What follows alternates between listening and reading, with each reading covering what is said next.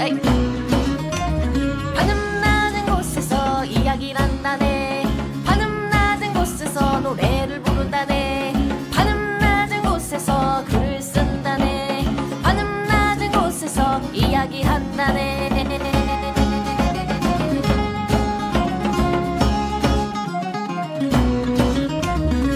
자, 천원돌파 에이플레 제 344화 어제 먹었어 29번째 편 시작하겠습니다. 와.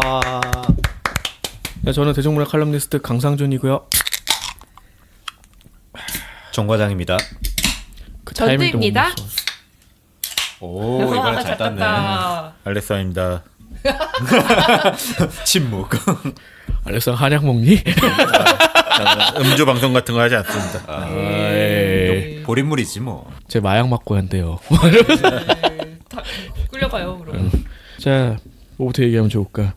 탑 매지니먼트 얘기해볼까요? 아, 그런 거는 매지니먼트라고 했어. 매지니먼트라고 써있어. 아, 일부러 그런 거야? 왜 자기 건 은근슬쩍 넘어가고 맨날 남의 자기 것만 것만 그래. 넘어가고 남 오타는 아니, 열심히 그런- 얘기해. 그런 건 줄 알았어요. 그냥 뭔가 고유명사인 줄 알았어요. 탑 매지니먼트 얘기를 한번 해봅시다.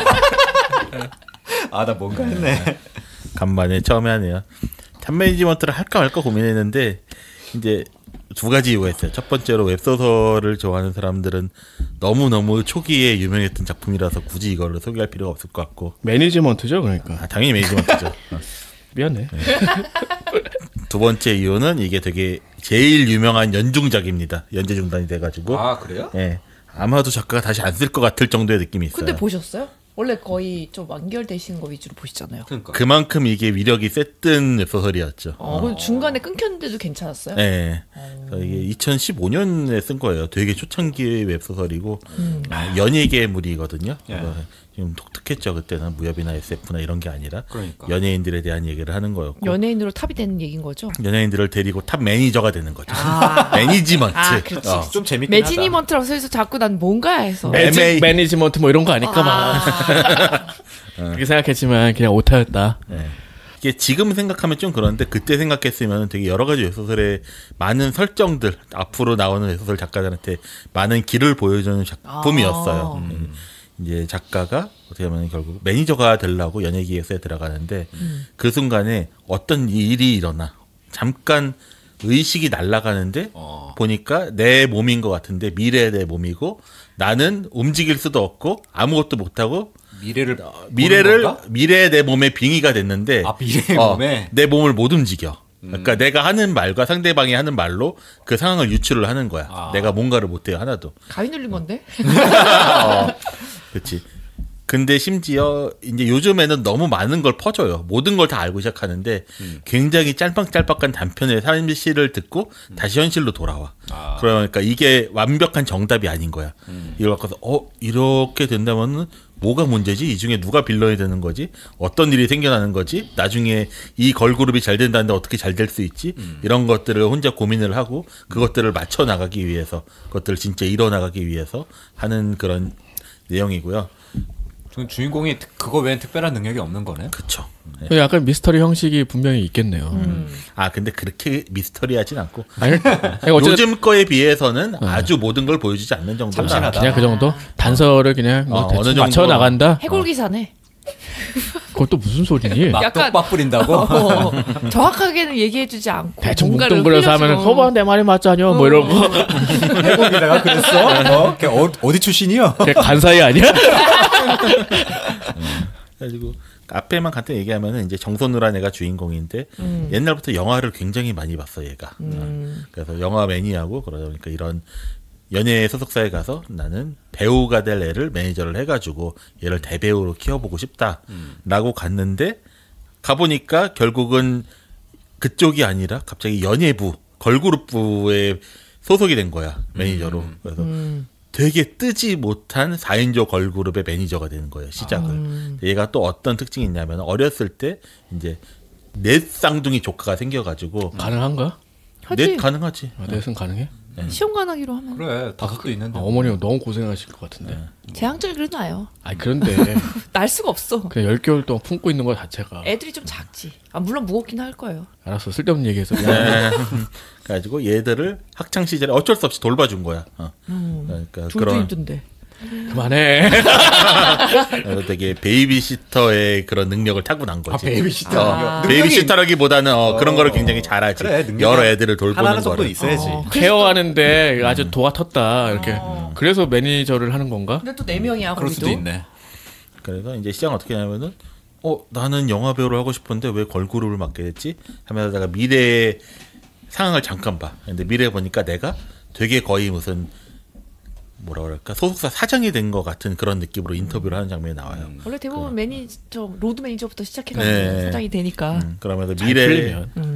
미래에다가 인터뷰를 하는데 뭐 이렇게 잘 된 건 다 무슨 그 걸그룹이 어디 나가기 시작되면서부터였죠. 라고 그러고 다시 현실로 돌아왔는데 그 걸그룹이 이 걸그룹이야. 근데 지금 이미 얘는 데뷔도 했는데 그런 거 있잖아요. 계속 안 팔리고 뭐 싱글도 냈는데 안 되고 뭐도 안 되고 그러면서 이번에 안 되면 거의 끝장나는 그런 느낌의 수준인 거고 그래서 얘네가 어떻게 최고가 되지? 그러다가 그때 잠깐 무슨 프로가 언급이 돼. 이게 되게 재밌는 게 2015년에 헤어졌다 그랬는데 지금으로 치면은 약간 퀸덤 같이 되는 거야. 그래가지고 걸그룹들이 막 나와가지고 서로 대전을 하는 뭐 보이그룹도 있긴 있어요. 그런데 아이돌 그룹이 나가서 서로 대전을 해가지고 등수를 매기는 그런 프로가 있는데 얘네가 원래는 참가가 당연히 안 돼 있지. 완전 그것도 못 나가는 듣보잡인 거야. 근데 그 당일에 한 걸그룹에 무슨 사건이 터져 연애설이 터지나 그래가지고 뭐가 터져가지고 한 명이 빠지게 돼.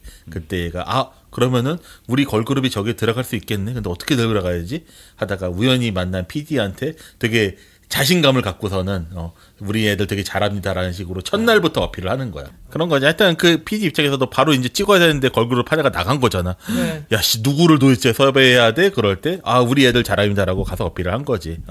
그런 식으로 하면 이제 하나씩 하는 거고, 결국 그 걸그룹 중에 하나가 원래 연기를 잘할 수 있는 애인데, 이제 딴 여배우의 견제로 연기를 못하는 애가 있어가지고, 얘도 키워가지고 배우로 키워주고 하면서 점점 회사도 커지고, 얘도 점점 위로 올라가고, 뭐, 이런 것들이 얽히면서 하는데, 여기까지만 말하면 특별할 거 없을 것 같은데, 제 생각에 이거는 웹소설을 쓰는 사람이라면 거의 교본처럼 한 번은 봐야 되는 글인 게 이때는 되게 1회 연재라는 게 희귀한 시절이었던 것 같아요. 되게 초창기였던 것 같아. 하나하나 100원짜리 짧게 연재하는 게 그렇게 유명하지 않을 그러니까 아주 대중화되진 않았던 시절인 것 같아요. 이 시절은. 하루에 하나씩 나오는 거예요? 네, 그렇죠. 월화수목금에서 하루에 한씩 나오는데 와. 첫날 거를 딱 보면은 다음날 게 너무 궁금하게 끊는 그 끊는 스킬을 거의 최초로 정립을 했다. 첫 번째. 두 번 보실 때 그럼 그때 딱 저는 그때 안 봤어요. 나중에 그쵸. 봤어요. 그럼 쭉 보면 그런 느낌 좀 덜하지 않아요? 아니죠. 보다가 내가 이거를 끊고 자냐, 계속 보냐에 그런다는 보게 거죠. 되는. 계속 보게 되는 거죠. 그 정도의 스킬은 있었다. 그 정도의 스킬이 요즘에 나온 어떤 웹소설과 비교해도 전혀 꿀리지 않는다. 다음 화를 궁금해 만든 스킬이. 그리고 두 번째로는 캐릭터들이 되게 잘 나오는데 그 캐릭터들을 안 버리고 각각의 어떤 특징을 줘가지고 어떻게 분배를 시켜서 캐릭터를 살려야 되는가에 대해서도 굉장히 잘 썼어요. 그래서 캐릭터성과 다음 글을 이어나가는 사람들이 다음 글을 보게 할 수 있는 능력을 키우고 싶으면은 제 생각에 이 웹소설은 무조건 한 번은 봐야 된다. 그러니까 웹소설을 쓸 사람은 교본으로 봐야 돼. 그리고 필독서. 독자들은 야, 이게 재미가 없겠어? 이렇게 말했는데 겁나 재밌겠지. 내가 연예계를 그렇게 좋아하는 편은 아니거든. 막 아이돌을 좋아하지도 않고 엄청 좋아하지는 않고. 근데도 좋아하긴 하나 보네. 그러니까 아예 안 좋아하는 건 아니지. 단서는 남겨야지. 좋아하는 애들도 있지. 근데도 되게 궁금하고 이게 연예인 바라고 그래야 되나? 내가 좋아하는 연예인을 팬들이 어떻게 사랑하고 그런 것들이 되게 체감이 되는 거야. 읽으면서도. 이게 연예계의 세상이구나 라는 식으로 해서 읽게 되고 문제는 연중된 지 몇 년이 됐고 작가가 뭐 소문으로는 자기가 쓰는 글의 퀄리티가 너무 마음에 안 들어가지고 더 이상 잘 안 써진다라고 몇 년 동안 계속 말만 하고 있대요. 그래서 그래도 되나? 근데 이게 되게 아쉬운 거는 이거는 잘만 되면은 영상화를 분명히 할 수 있는 수준인데 일단은 완결이 안 됐고 완결이 안 됐음에도 불구하고 웹드라마가 하나가 나오긴 나왔어. 근데 웹드라마가 이거를 차용을 안 하고 이 이름만 가져온 다음에 자기네 멋대로 각색했다가 개망했어요. 재미없어가지고. 이거는 그대로 가져와도 되게 성공할 수 있는 그런 작품 중에 하나인데 결말을 안 나서 아쉽지만 뭐 웹소설 좋아하는 분들은 진짜 한 번은 꼭 읽어볼 만한 것 같다. 한 150화 정도 돼요? 나온 게? 200화 정도 되는 것 같아요. 근데 그럼 이 작가는 이 작품 쓰고 다른 건 전혀 안 써요? 전혀 안 썼어요. 본업에 충실한가 보다 이제. 그래서 이 작가 그런 댓글란 가면 욕 되게 많아요. 그러니까 재미가 없으면 욕이 안 나오잖아. 근데 다들 너무 읽고 싶은데. 작가야 이래라. 그러니까 작가야 이래라.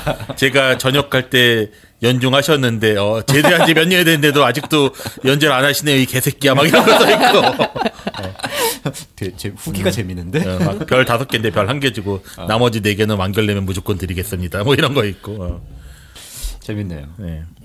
그러면 저도 이어서 저도 웹소설 하나를 소개를 하겠습니다.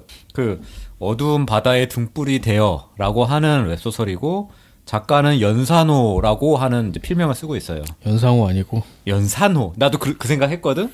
연산호란 그냥 부드러운 겉면과 유연한 줄기 구조를 가진 산호를 통틀어 말하는 거래요. 굳이 그럴 것까지 조사를 했지. 안 궁금. 안 궁금한데? 난 앞머리 궁금했어. 안 왜 연상호가 아니라 연산호지 했는데 어쨌든 그렇고 현재 연재 중이고 150 한 6화 정도 나온 것 같아요. 그래서 이거는 원래 문피아에서 먼저 연재 시작했는데 그때는 크게 반응이 없다가 리디에서 엄청나게 인기를 끌게 되면서 이제 핫해진 웹소설이라고 하더라고요.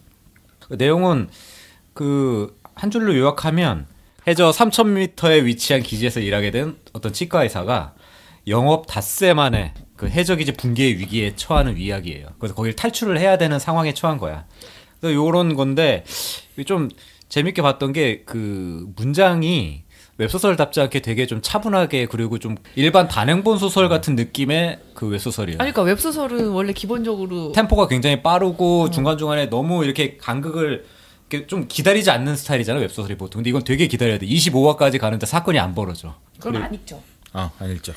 그래서 문피아에서 이게 흥하지 않았던 것 같아. 근데 템포가 굉장히 늦긴 한데 그 템포를 이겨내고 기다리면 굉장히 사건을 눈 뗄 수 없게끔 만드는 그런 매력이 있는 웹소설이더라고요. 그래서 나도 초반에 그런 설명을 듣고서 좀 봤거든요. 그래서 25화까지 갔는데 사건이 안 벌어지고 25화까지 이야기는 얘가 치과를 영업하면서 어떤 손님들이 왔고 이런 사람들이 있네 하고 좀 이상한 손님들이 많구나.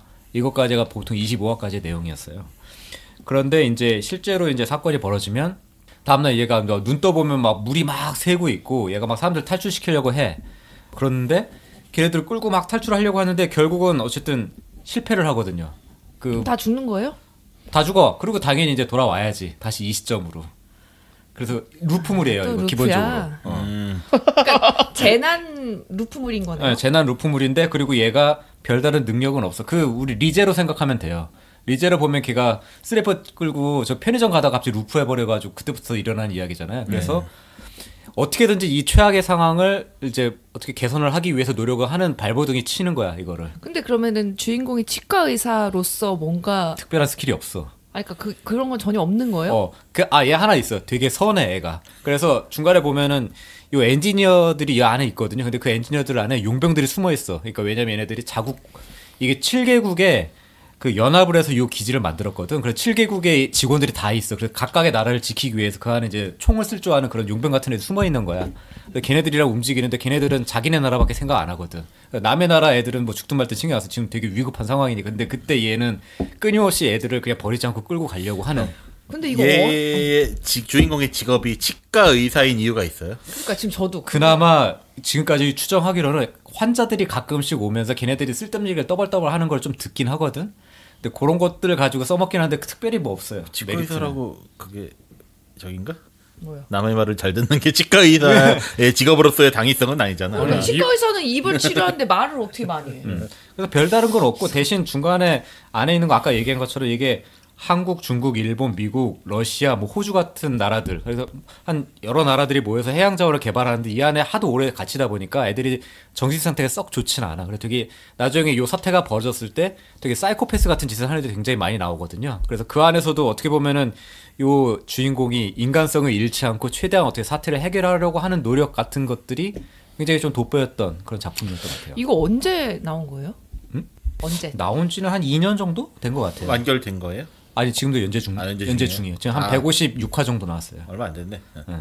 그래서 뭐 이게 보면 중간중간에 뭐 그 현재 국제 정세라든지 애들의 뭐 인종주의라든지 이런 것들 은근슬쩍 여기다 계속 드러내 가지고 그런 것들을 보는 맛도 좀 있고. 내가 하나 확신할 수 있는 건 있어. 뭐야? 이거 작가가 치과 의사 같은데? 아니요 그런 건 아닌 것 같아요. 아니 아무 이유가 없다며. 치과에서 바꿔서 언제 이걸 쓰고 있겠어. 근데 중간에 보면은 해양 생태계에 대한 얘기 되게 굉장히 많이 해요. 중간에 다른 서브 주연 같은 애가 이제 해양 생물학자인데 걔가 뭐 이런저런 얘기를 자세히 해주거든. 근데 그게 약간 전문성이 있더라고. 그래서 왠지 그쪽 관련된 계통에서 일을 하는 사람 아닐까. 그러면 자기를 숨기기 위해서 혹시 치과의사를 앞에 내세운 건가? 그런 생각이 좀 들긴 하더라고요. 아니 한참 웹소설이 뭐 어때서 왜 숨겨? 치과 얘기를 한참 얘기하셨길래 치과 의사로서의 뭔가 스킬을 이용해서 그러니까 원래 이런 사태를 작법에서 네. 직업이라는 거 굉장히 중요한 거거든. 맞아요. 그래서 그런 걸 내세우는 게 항상 얘기를 해주셔가지고 저도 웹소설은 안 보지만 영화 작법에서 되게 예를 많이 드는 게 뭐냐면은 8월의 크리스마스 보면은 한석규가 사진관을 운영을 하고 시문화는 주차 단속 요원이잖아요. 그러니까 한석규 같은 경우는 왜 사진관이야? 그러니까 시간을 잡아두는 어떤 직업인데 시문화는 뭐야?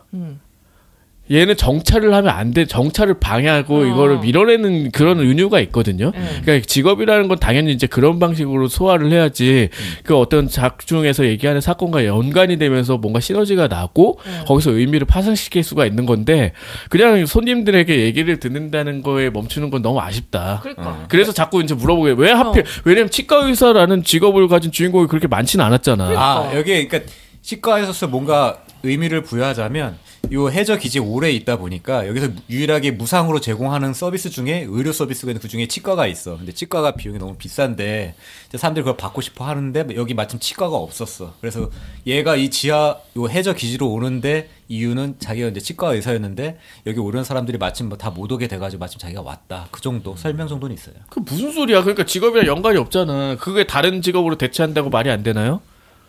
다른 직업 뭐 어떤 거예요? 뭐 그냥 외과 의사가 될 수도 있는 거고 아니면 그냥 거기에 다른 용역으로 올 수도 있는 거고 제가 다른 작품 이야기하겠습니다. 직업이 뭔가요? 주인공의 직업은 주인공의 직업은 그냥 회사원입니다. 오늘 밤은 코너지에서 네, 1등인데요. 일단 코노지가 뭔지 궁금하잖아. 코노지가 그 가타카나를 코고 이제 노는 의 할 때 그 의 있죠. 지는 그 문자 할 때 자자야. 그러니까 코자 모양이란 뜻이야. 코자 모양. 코는 뭐냐면은 그러니까 우리 말로 쉽게 얘기하면은 디귿자로 보면 돼요. 디귿자로 보면 돼. 디귿자 그러니까 코노지 자 이게 뭐냐? 그 일본 이자카야를 가면은 그런 디귿자 모양으로 생긴 카운터로 된 데가 있는 거야. 그러니까 그 카운터 안에 이제 주인이 왔다 갔다 거리면 서빙도 하고 요리도 만들고. 심야 식당도 약간 그런 그렇죠. 아니에요? 그래서 이제 둘러싸가지고 이제 거기서 이제 식사도 하고 술도 마시고 이런 이자카야를 이 주인공과 그 주인공의 선배 여자 선배가 코노지라고 불러. 그러니까 그렇게 자기네들끼리 만들어낸 말처럼 이제 사용을 하더라고요. 네. 그래서 처음에 이제 주인공은 28이라고 하는데 솔직히 말해서 그렇게는 안 보이는 젊어 보인다는 거예요? 나이 들어 되게 보인다는 거예요? 들어 보여. 얼핏 보면 강동원 같이 생겼는데 계속 보면 신현준 같은 느낌? 간격이 되게 큰데 지금? 근데 나중에 봐봐 진짜 그래. 처음에 강동원 좀 닮은 것 같은데 계속 보다 보면 약간 신현준 같은. 아는 배운 거 아니야? 난 몰라가지고. 아니 여기서 그래. 얘가 이제 회사에 다니는 무슨 뭐 홍보 대행사인 것 같아. 근데 후배가 되게 싸가지가 없는데 계속 얘 때문에 스트레스 받고 이런 게 있나 봐. 네. 요즘 일본 사회에서 약간 문제가 되는 게 그런 건가 봐요. 그러니까 우리나라도 MZ세대에 대해서 되게 분석 많이 하잖아. 그쪽도 조금 갈구면 회사를 나가기 때문에 화를 못 낸다는 거야. 뭐 그런 걸 가지고 있다가 어느 날 후배들 눈치 보는 그런 거. 약간 그런 스타일의 되게 소심한 남자. 근데 선배의 여자가 되게 이제 뭐 4년 선배인가? 3년 선배가 대학 선배인데 오랜만에 이제 만나게 돼. 모임에 나갔는데 또 그 후배 때문에 일이 밀려서 늦게 나갔는데 그 선배만 남아 있는 거야. 근데 이 선배를 얘가 약간 은근히 좋아하는 약간 그런 게 있는데 이 선배가 그 이자카야 그 디귿자 거기서 이제 마시고 있는 거지. 근데 너무 웃긴 건 뭐냐면 분명 막 되게 친하게 막 얘기하고 이래가지고 어떻게 아는 사이에 했는데 오늘 처음 봤대. 자 이게 뭐냐면은 그러니까 이자카야에서 디귿자 그 코노지라고 하는 거는 누구나 되게 손쉽게 얘기하고 맞아요. 뭐 이렇게 그냥 어울릴 수 있는 공간이었던 거야. 그래서 그거를 이 남자 후배한테 되게 추천을 하는 거예요. 그래서 얘가 조금씩 그 다니는 그런 코노지 형태의 이자카야를 다니는 내용이야. 그래서 제가 예전에 설명했던 그 와카코아 술이라는 드라마랑 되게 흡사한데 실제로 도쿄에 있는 진짜 술집을 다닙니다. 그래서 현존하는. 그래서 거기에 있는 뭐 진짜 안주도 맛보고 뭐 이런 여러 가지가 있는데 조금 더 재밌는 거는 와카코와 술은 정말로 안주에 집중을 하고 술에 집중하는 그래서 커다란 줄기가 하나도 없는 반면에 이거는 이야기가 있는 거죠. 이야기가 조금 있어요. 그 선배랑 이게 조금 미묘한 관계가 사실 선배가 남자친구가 있어. 근데 남자친구가 해외에서 활동하는 사진가야. 비집고 들어갈 틈이 있겠죠. 그래서 둘이 어떻게 하다 보니까 자꾸 술 마시면서 어울리다 보면서 맺어지는 약간 연애 스토리도 많이 가미가 되고 그다음에 역시나 재밌는 거는 그 술집 안에서 이제 오지상들이 그렇게 말을 걸잖아. 그렇지. 딱 처음 얘는 그러니까 술을 좋아하는 스타일이 아니야. 와카코 같은 경우는 주당인데 얘는 그런 정도는 아니고 그냥 되게 쭈뼛대 아 여기 어떻게 들어가지? 보통 요즘 젊은 일본 사람들은 그렇게 주문 받는데도 안 들어간다 하더라고. 그러니까 그렇죠. 보통 이 패드로 주문하는 건데 많이 가서 얘는 거기 쭈뼛거리다 겨우 들어가면은 어떻게 하지? 어떻게 주문하지? 이러고 있어. 옆에서 아저씨들이 여기 뭐가 맛있어? 그래놓고 자기가 시켜. 여기 뭐 갖다 줘 막 그러고. 아무튼 그러면서 서서히 그 매력을 찾게 되고 결국 일드가 맨날 말을 비슷하잖아요. 뭐 이렇게 결국 거기서 뭐 위안받기도 하고 내가 사실 뭐 후배를 어떻게 대해야 되고 뭐 이런 얘기들이 이제 가미가 되면서 그건 조금 못마땅한 부분이긴 한데 결국 그런 모든 걸 상쇄할 만한 그런 인간적인 매력도 있고 그리고 그 술집 정말 우리는 그 대중식당이란 데 정말 현지인만 가는 데는 많이 못 가봤잖아. 그런 그쵸. 매력을 또 느낄 수가 있어서 앉은 자리에서 다 봤어요. 10몇 탄가 딱. 11화겠죠, 뭐 11화. 아 근데 하나가 한 20 몇 분 정도로 되게 되게 짧게. 짧아요. 그래서 쭉 보면 한 4시간 정도 이렇게 볼 수 있는 건데 오랜만에 이렇게 한 번에 다 볼 수 있었던 그런 그냥 또 술 드라마 재밌었어요, 그냥. 코노지라고 하길래 이게 뭔가 했었네. 그래서 저도 그게 궁금해서 난 무슨 온천 같은 건 줄 알았어. 모르니까. 그러니까 진짜 들어가니까 난 그 절 생각을 했거든. 난 근데 그냥 너무 이거 안일하게 제목 지은 거 아니야? 그래서 좀 뭐라고 해석을 해야 될 거 아니야? 그 생각을 했었는데 해석하면 디귿자형 빠네. 술집에 이어서 저도 레스토랑 얘기가 담겨 있는 소설 하나 소개해드릴게요. 수수께끼가 있는 아침 식사. 그래서 부제가 스프 가게 시즈쿠라는 데예요. 그러니까 이 스프 가게 시즈쿠는 원래는 그냥 점심하고 저녁 영업만 하는 데인데 아침 영업도 하고는 있어요. 근데 이렇게 홍보를 따로 하질 않아. 그러니까 오는 손님들한테만 오늘의 스프라고 단일 메뉴를 제공해주는 그런 가게인 거예요. 근데 우연히 여기를 이제 리에라는 애가 가가지고 먹고 나서 이제 거기 단골이 된 거죠. 이 소설에서는 이 거기 시즈쿠라는 가게에 방문하는 그 사람들의 얘기, 그래서 코지 미스터리로 이제 그 주인공인 그 시즈쿠의 그 점장 이 아사노가 그걸 추리를 해주는 내용도 곁들여서 나오거든요. 그러니까 첫 번째 편 같은 경우에는 이 리에라는 이제 회사원이 이 시즈쿠라는 가게가 그 오피스 거리 한 군데 있는 데인데 우연히 발견해가지고 들어가게 됐잖아요. 근데 그 리에라는 애가 일하는 데가 뭐냐면 왜 일본에 그런 거 있잖아요. 그 동네 이렇게 맛집 정보 알려주는 잡지 같은 거 있죠. 무료 인포메이션 뭘 해가지고 있는데 그런 잡지를 만든 잡지 알겠죠 뭔지 쿠폰이 있고 막 그런 거 있잖아요. 한국에도 있었는데 이게 어플 생기면서 사라진 거잖아. 네. 예전에 그거 있어서 안에 들어오면은 막 족발집도 한 10개 들어있고 막 이런 거 맞아, 얘기하는 건데 요즘에는 그 배달 어플 생기면서 그 아예 찍지를 않잖아요. 그렇죠. 예. 근데 이제 그 잡지에서 그걸 만드는 잡지에서 일하는 사람이에요. 그래서 원래 디자인으로 들어갔는데 이제 직접 막 기획도 하고 이제 막 음식점 돌아다니면서 막 쿠폰 어떻게 할지 막 점주랑 얘기하고 이런 일을 하는 직원인 거죠. 근데 어느 날 이제 막 일을 하고 친구들이랑 이제 만남이 있어가지고 왜 여자들은 이제 화장 이제 고치고 나가잖아요. 그래서 파우치를 들고 막 이렇게 화장실을 가려고 하는데 옆 팀의 후배가 저 이거 좀 도와주세요 하고 부른 거야. 그래서 그냥 파우치를 그냥 거기 다 퇴근했으니까 그냥 거기 자리다 놓고 갔다가 와 보니까 파우치가 없어진 거죠. 뭐야 왜 없어졌지? 그리고 막 1시간인가 2시간을 찾았는데 못 찾았어. 그래서 결국 모임도 못 나가고 그냥 퇴근을 한 거야. 되게 짜증이 나잖아요. 근데 그 다음에 이제 스프 가게 이제 발견하고 뭐 이런 얘기가 나왔고 다음날 근데 출근해 보니까 파우치가 놓여 있어 자기 자리에. 그래서 스프 가게에서 막 이런저런 얘기를 하다가 이제 그 아사노가 얘기를 듣고 파우치는 누가 어떻게 한 거다라고 추리해주는 내용도 나오고 이제 시즈쿠라는 가게가 왜 아침 영업을 이렇게 하게 되었나부터 해서 여러 가지 에피소드를 되게 소소하게 풀고 있는 소설이었어요. 이렇게 얘기하면 되게 생소한 것 같지만 일본 코지 미스터리 중에 진짜 많거든. 많죠, 엄청 많죠. 그 요네자 후노부의 그 소시민 시리즈라고 되게 비슷하거든요. 아 그래요? 그- 빈가 말고? 빈가는 그 소년부 시리즈인가 그거는? 아니죠. 고전부 시리즈죠. 고전부. 근데 그거는 이제 소시민 시리즈는 얘네들 뭐 하여튼 주인공 애들이 되게 그냥 소심하고 이렇게 막 20살 그런 되게 소소한 뭐 이거를 어떻게 뭐 코코아를 타는데 몇 스푼을 어떻게 넣고 뭐 이런 얘기 전자레인지에 어떻게 데우고 뭐 이런 얘기를 하는데 딸기 타르트 어쩌고 사건 맨날 뭐 가을철 뭐 그거 있지. 밥맛 무슨 뭐 그거. 뭐 그런 얘기들하고 좀 비슷해 보이네. 네, 그래서 여기선 또 이제 중요한 게 스프 가게니까 오늘의 스프는 뭐네 하면서 뭐가 들어갔고 무슨 맛이 나고 막 이렇게 설명을 막 해줘요. 근데 아쉬운 게 우리는 사실 국밥이잖아. 그래서 뭔 스프요? 그냥 국밥 먹으면 되지. 밥 말아 먹으면 되잖아. 아니 그게 아니라 이제 여기에서 이제 그 진지하게 봤는데 점장이 이제 프랑스 요리를 전공을 해가지고 기본부터 충실한데 항상 여러 나라의 스프를 되게 막 실험적으로 막 만든다라는 식으로 나오거든요.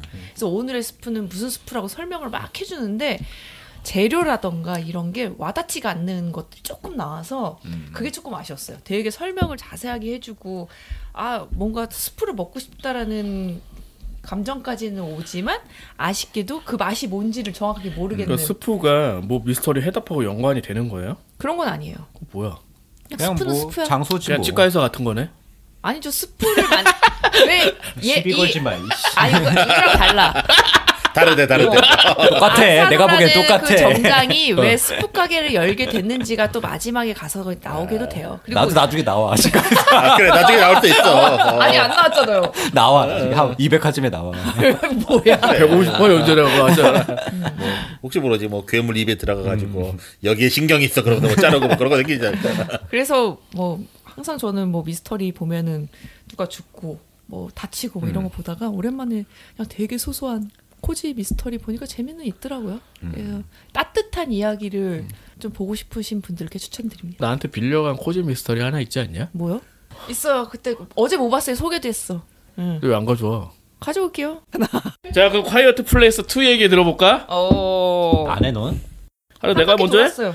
야, 무비 43이라고 좀 몇 년 된 건데 지금 왓챠에서 올라와서 솔직히 어떤 영화인지는 알고 있었는데 이게 올라올 줄 몰랐거든. 뭔데요? 이게 어떤 거냐면은 되게 화장실 코미디로 완전 무장한 영화예요. 그래서 여러 감독들의 단편을 이렇게 모아놓은 작품인데 단편을 그냥 대충 이렇게 나열한 건 아니라 뭐 주인공이 뭐 10대 남자 애들이고 자기 동생이 되게 뭐 알고 보니까 엄청난 해커야. 근데 동생을 놀려준답시고 그냥 만들어낸 말이지.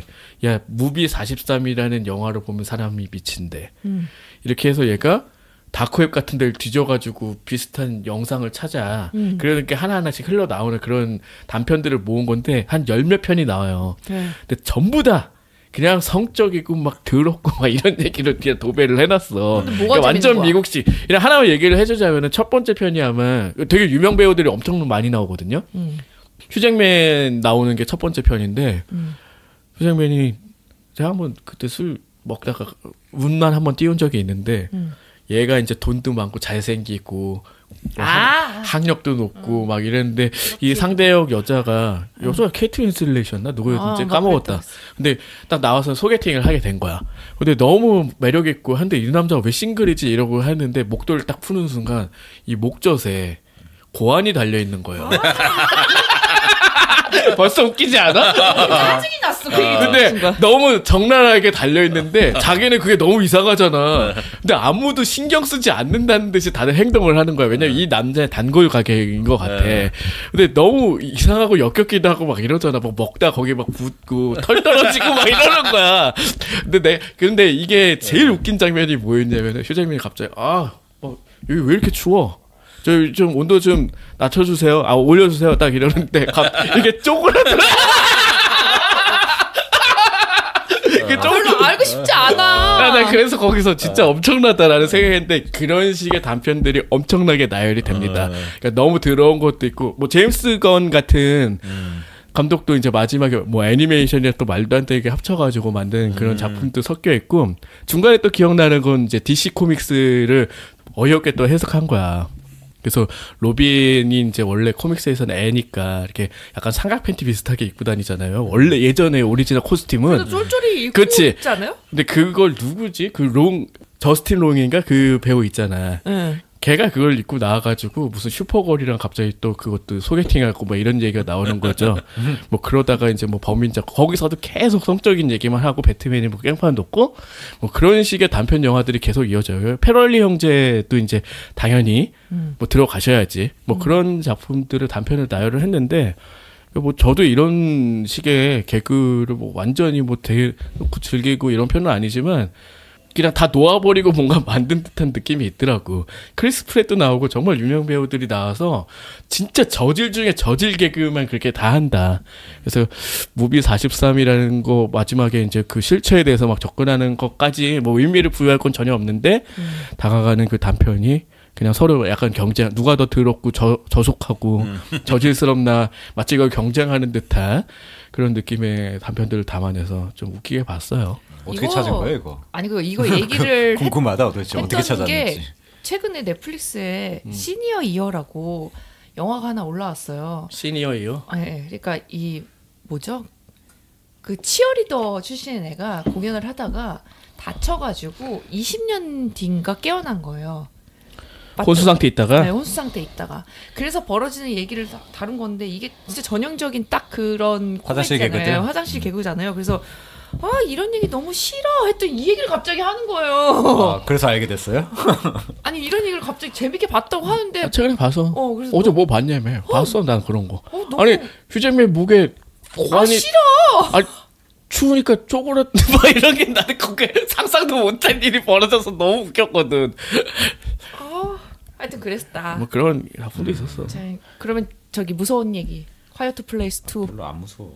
네, 저는 이제 콰이어트 플레이스 2고 당연히 1은 이미 봤기 때문에 바로 스킵하고 그냥 2로 간 건데 사실 그게 오히려 2가 어울리는 게 일단 뭐 존 크레신스키 감독이고 이제 에밀리 블런트가 주연이에요. 둘이 이제 부부고. 알아요. 근데 저는 그냥 제일 궁금한 게 1편이 재밌어요? 2편이 재밌어요? 둘 다 재밌어요.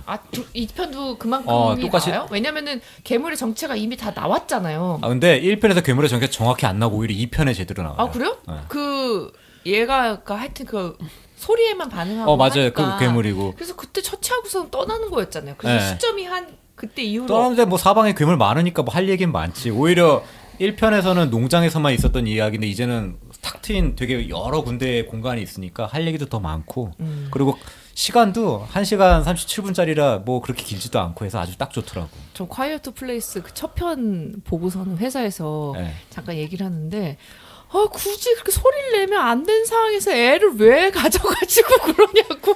그런데 근데 그거는 자신 있었나 보지 소리 안 내고. 곰곰이 생각을 해봤어. 그 얘기를 누가 해줘가지고 되게 빵 터졌던 기억이 나거든요. 그게 보면은 외계인이 떨어져가지고 갑작스럽게 펼쳐진 이야기거든요. 네. 떨어지기 전에 이미 가졌나 보지. 그리고 애를 10개월 동안 갖고 있어야 될 거 아니야. 아니 그 말은 그거잖아. 그 소리 나는 행동을. 아니 그러니까 내가 말한 거야. 외계인 떨어지기 전에 이미 애는 수태가 됐다. 그렇지 않을 것 같아. 뭐 어쨌든 그리고 어차피 이게 인터뷰를 보니까 감독은 어차피 1편은 부모가 되는 과정을 그리고 싶었다. 근데 호러 영화야. 그리고 2편은 그 딸 리건이라고 하나 있어. 안 들리는 애. 걔의 성장을 담고 싶었다라고 얘기를 하더라고요. 그래서 요 2편의 핵심은 사실 활약은 그 딸이 굉장히 많이 해요. 활약한다기보단 좀 나대지. 나대면서 사고를 치고 그러면서 뭔가 사건을 해결해 나가는 이야기고 초반에 그리고 괴물들이 어떻게 나오는지 얘기가 나와요. 별거 아니고 그냥 하늘에서 운석이 떨어져. 그리고 그게 땅에 떨어지고 그 안에서 이제 괴물들이 막 튀어나온 거지. 그게 전 세계적으로 다 운석이 떨어졌었나 봐. 그래서 얘네 부부도 그때 마을에 있다가 그냥 평범하게 야구 시합하고 그냥 집에 가다가 그 괴물들이 난입하면서 이제 난리가 난 거지. 그 회상 장면에도 나와요? 그게 처음에 나와. 이게 오히려 2편이 더 설명을 많이 해주더라고. 그래서 2편에 너무 그런 부연 설명을 너무 넣다 보면은 재미가 없지 않을까. 초반에 짧게 나오고 끝나더라고. 얘네들이 정확한 근원은 안 나오고 얘네가 회상하는 장면은 잠깐 나오고 바로 이제 이야기 시작하도록 얘네 이제 엄마랑 애들이랑 같이 이제 길 떠나고 가면서 그 초반에 야구 시합할 때 이 부부 되게 절친이 있어. 절친이 한 명 있는데 걔가 킬리언 머피. 맞아. 킬리언 머피. 아니 저는 근데 그래서 이 영화의 매력은 그 소리를 내지 않아야 되는 되게 극한 상황이 매력이었거든요. 1편이. 그래서 똑같이 뭐 달라진 거 없으니까. 1편에서 그래서 다들 숨죽이고 봐서 누가 팝콘을 녹여 먹었다 막 이런 것도 아 이게 있었고. 좋았던 게 이게 설명충이 없어. 이게 말을 할 수가 없으니까 뭔가 이 상황 설명을 해줄 만한 사람이 없고 오직 이런 상황이 진짜 벌어지면서 이야기를 알 수 있다라는 거 그런 것들이 되게 좋았던 것 같고 이 편에서도 보면은 이제 예전에 농장에서 이제 인물이 안 나왔는데 여기서는 이제 옛날 친구도 나오고 그리고 이 아포칼립스 이 상황에서 돌아버린 애들도 좀 나오고 그리고 심지어 이 상황을 무사히 어떻게 잘 피해가지고 고립된 곳에서 잘 살고 있는 애들도 나와. 물론 뭐 다 결과적으로는 이제 괴물이 난입할 수밖에 없는 상황을 만들어서 그 상황마다 되게 이제 긴박한 상황을 만드는 것도 재밌고 나중에는 이제 이 딸이 활약하는 장면을 이 딸 말고 아들도 있잖아요. 둘 다 뭔가 중요한 순간에서 뭔가 활약을 해가지고 이제 좀 이 괴물이랑 맞서는 그런 장면들을 교차 편집해가지고 나오는 장면이 있는데 그 부분이 꽤 좀 임팩트가 있더라고요. 그래서 아 이게 감독이 왜 이거를 얘네들의 성장을 목표로 하고 했는지 좀 알겠다 그런 생각이 들더라고요. 이거는 분명히 아랑도 볼 수 있는 등급의 영화입니다. 안 봅니다. 크리처물. 아니 크리처라니까 이거 귀신이 아니라 이거 아주 쉬워 이거는. 설명을 재미없게 해서 안 보는 거지? 그렇게 해.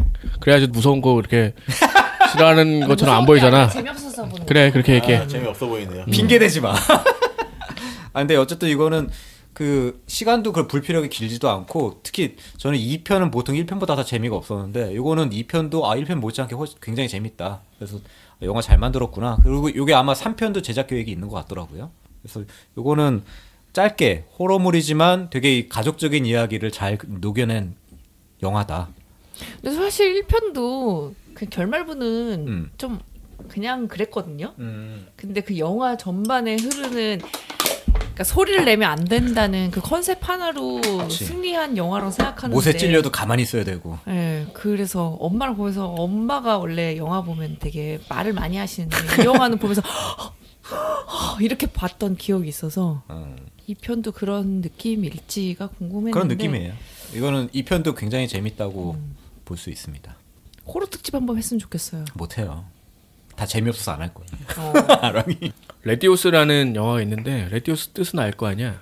보통 우리 라디오스라 하는 거. 그거. 그거야. 주인공이 차 사고가 나가지고 이제 깨어나서 이제 등장을 했는데 네. 갑자기 이제 뭐 이렇게 히치하이킹을 하잖아. 이제 사고가 나가지고 근데 차가 오다가 꼬라박네. 보니까 운전자가 죽어 있네. 이러고 이제 마을에 가서 어느 식당에 가니까 사람들이 다 죽어 있네. 어이? 그러고 나서 이제 한참 후에 깨닫게 되는데 자기 범위 안에 들어오면 사람들이 다 죽는 거야. 이런 얘기입니다. 걔가 어디예요? 라디에이션 그런 효과가 있는 거구나. 넷플릭스? 뭐 다 있어요. 저는 그 출비에서도 봤는데 그 뭐 SBS나 KBS도 하잖아. 영화가 좋다 뭐 이런 거. 그래서 죽는데 어떤 여자가 갑자기 그래서 자기가 가까이 가면 사람들이 다 죽는다는 걸 깨달으니까 자기 집에 처박혔는데 문제는 얘가 이제 기억을 잃은 거야. 기억을 잃은 상태에서 어쨌든 내가 사람들한테 가까이 가면 죽는다는 거 알아. 근데 어떤 여자가 찾아와서 자꾸 문을 두들겨. 그러니까 당신 가까이 오면 죽는다라고 했는데 이 사람은 면역이야. 만났어. 그랬더니 이 사람 면역인 줄 알았어. 나 이제 다 낫나? 하고 이제 같이 다녔다. 근데 문제는 뭐냐면은 둘이 붙어 있을 때만 발동을 안 하는 거야. 그러니까 이 여자가 멀어지는 순간 또 이 남자가 근처에 오는 사람들이 죽기 시작하는 거. 뭐 이런 식의 이야기인데 재밌는 거는 이 남자가 기억을 잃었잖아요. 근데 기억을 이제 되찾는 순간까지 가고 이 여자랑 모르는 사이야. 서로 기억을 다 잃었어. 어떤 모종의 사건 때문에 초자연적인 사건 때문이겠죠, 당연히. 그런데 서로 이제 기억을 조금씩 되찾아가면서 사실상 둘이 되게 가까이 있을 수밖에 없는 그런 사이였잖아. 근데 사실은 가까이 있으면 안 되는 뭔가가 밝혀지면서 마지막에 그냥 파국으로 치닫는 뭐 그런 이야기입니다. 파국이다. 근데 사실 그 속도감이 빠르지가 않아가지고 보다가 이제 많이 포기하는 사람도 있을 것 같다는 생각이 들더라고. 일단 처음에 저는 그걸 알고 봤기 때문에 따라가는데 사실 모르면은 되게 평범한 어떤 공포영화 수순 따르는 것처럼 보이기도 하잖아요. 그냥 궁금함이 그냥 그런가 보지라고 이제 희석되는 듯한. 근데 어느 순간 이 여자가 또 가까이 있으면 근데 이제 병원 같은 데 갔는데 엘리베이터를 또 못 타고 또 지랄을 하는겨. 엘리베이터 막 뛰어 내려가지 않으면 엘리베이터 탄 사람 다 죽을 거 아니야. 뭐 그런 식의 연출들이 있는데 제일 중요한 거는 결국 기억을 되찾으면서 결코 선하지 않은 자신과 이제 마주하게 되는 그런 게 이제 중심이 되는 호러 영화입니다. 근데 요즘에 갑자기 이 영화에 대해서 TV에 많이 나오더라고. 처음에 봤을 때 안 봤다가 그냥 있길래 찾아봤는데 이제 거리두기 해지돼서 그런가 봐. 얘 거리두기에 대한 이야기잖아. 그런가 보네요. 아마 그런가 봐 진짜. 거리두기는 좀 더 했으면 좋겠습니다. 이게 한 몇 년 된 영화인데 요즘 나온 거 딱 그 이유겠네요. 그렇네요. 그런 방식의 이야기도 있다더라. 그래서 사실 아이디어는 되게 훌륭해서 어떻게 좀 활용하면은 더 좋을 것 같다는 생각이 들더라고. 그러니까 한국이면 더 잘 만들 것 같다 이런 생각이 드는 듯한. 왜냐면 우린 막 밀집돼 있잖아 엄청나게. 아유 지하철 탈 수가 없네. 거기는 이제 또 한간 어떤 또 그런 중산층 뭐 시골 뭐 이런 데니까 우리는 뭐 밥 갈다가 와서 죽고 이래요. 아니 우리는 만약에 그러면은 서울 인구 다 초토화다. 뭐 지방에 있는 사람들은 살겠지. 아무튼 뭐 그런 이야기도 있다더라. 뭐 여러 가지 이제 공포 그런 초자연적인 현상을 가지고 할 얘기가 되게 많은 것 같다는 생각이 드네요. 이거는 못 봐요, 알아?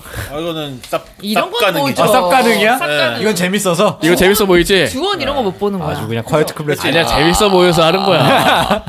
그만해. 자 오늘 이야기 해본 거 정리를 하자면 웹소설 탑 매니지먼트